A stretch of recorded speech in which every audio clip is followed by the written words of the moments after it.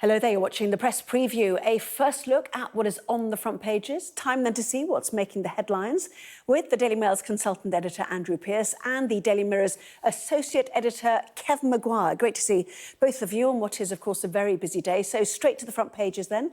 Let's start with The Guardian, which described Boris Johnson's future as being on a knife edge after he apologised for attending a social gathering in the Downing Street garden during the first lockdown in 2020. The Financial Times focuses on the uproar that Mr Johnson's admission has caused within his own party. Same subject for The Eye puts it more simply, Tories call on Boris Johnson to resign.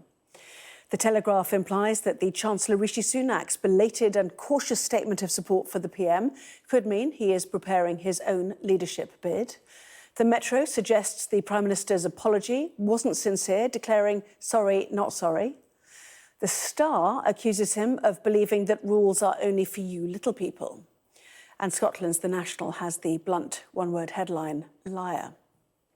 Well, you can check out the front pages of tomorrow's newspapers as they come in by scanning the QR code on your screen. We will see that as we progress through the programme. But right now, let's hear from Andrew Pearce and Kevin Maguire. Welcome to both of you. Goodness me, what a day. Andrew, an apology, but also an excuse from the Prime Minister, it seems.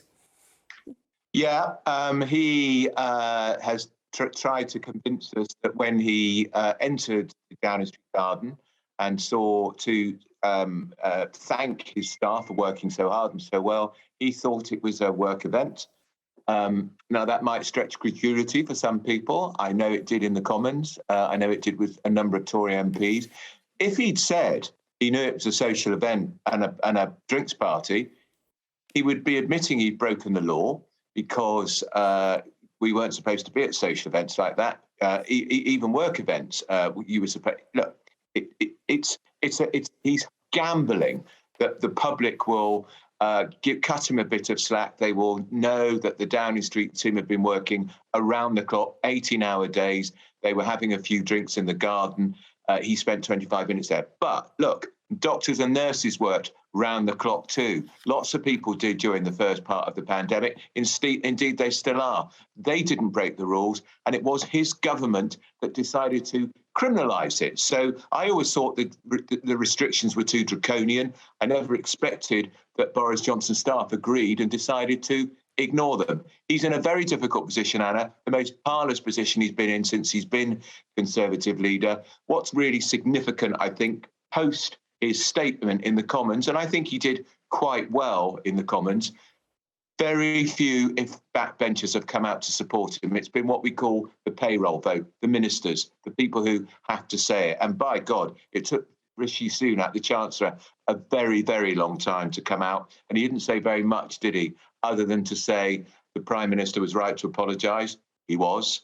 And also to say, let's wait for Sue Gray's report. She's the civil servant who's looking into it. He's not out of the woods. It's touch and go. It's 50-50. I wouldn't want to put a bet on it. If I had to, I'd say he'll still be there in a few weeks' time. But if the local elections are a disaster, and if Dominic Cummings has got any more smoking gun memos or emails, that could finish him off. Well, that's interesting, isn't it? Jacob Rees-Mogg was certainly blaming Dominic Cummings. But, you know, people like Sir Christopher Chope came straight out of the chamber and said, today's a heck of a lot better than it was yesterday. Yesterday, us backbenchers were scratching our heads trying to work out why he couldn't say whether or not he was present. Today, we got an answer to that, how long he was present and the circumstances that he was there. Daily Star, Kevin, having some fun with it. Amnesiac PM says he now remembers he did go to the number 10 party, although he insists it wasn't a party and he won't resign for going to the party non-party in any case. But this is a really serious matter for him now. It is in that line, rules are only for you little people, that he is somehow exceptional, privileged, he doesn't have to abide by them, is what is really damaging him. And there's huge resentment across the country.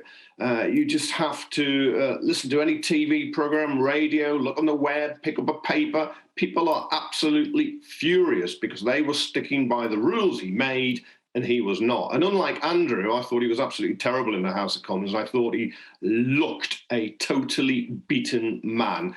If that had been a boxing match, the way Keir Starmer and others were just laying into him as he was on the ropes, the referee would have stepped in and stopped it. It wouldn't have gone on any longer, because no one believes his excuse that he thought it was a work event.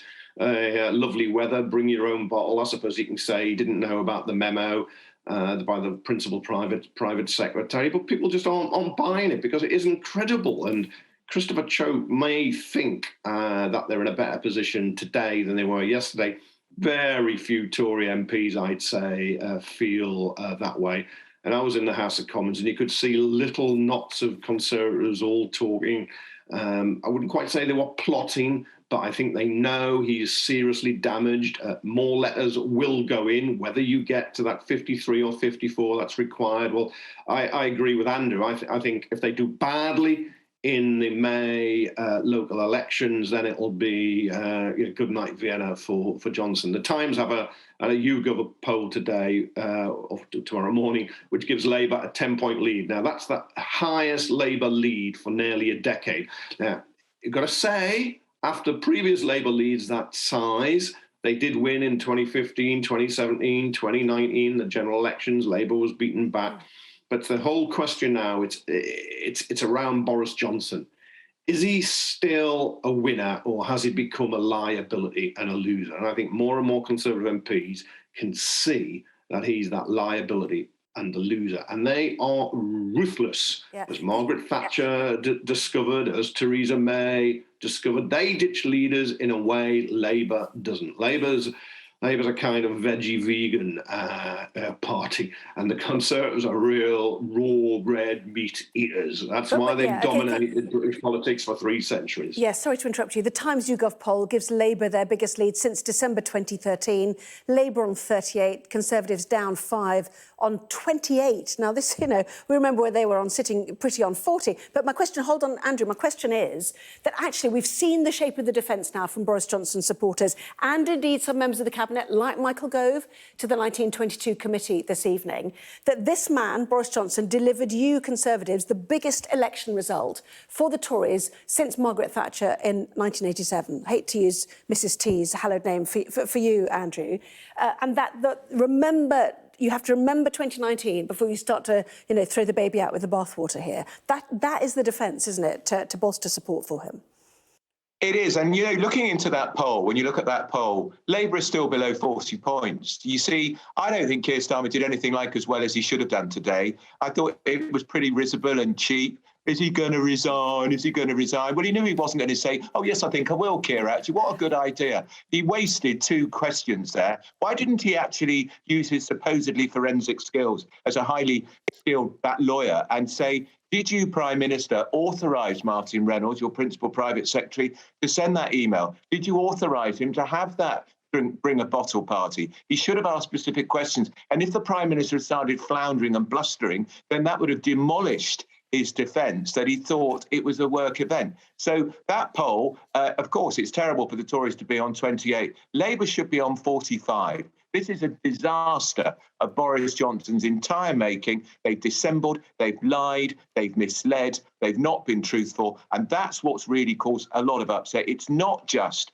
that they broke the rules. It's the way they refuse to come clean and tell the truth. And I still maintain if Boris Johnson and Number 10 had got on the front foot with this straight away when Kevin's colleague Pippa Crerar broke the first story about a Downing Street party, it would have gone away in a week. OK, we've got loads, just showing people your paper, which literally is just in. Operation Save Boris. Cabinet rallies round. Liz Truss stands behind him 100%. She certainly sat behind him in the Commons, looking at him, I thought, pensively, but who knows? There's lots to play for here, isn't there? So the Metro does the 2 major stories of today, Kevin. Sorry, not sorry with Boris Johnson, but up the top there, Andrew to face US sex trial. This is...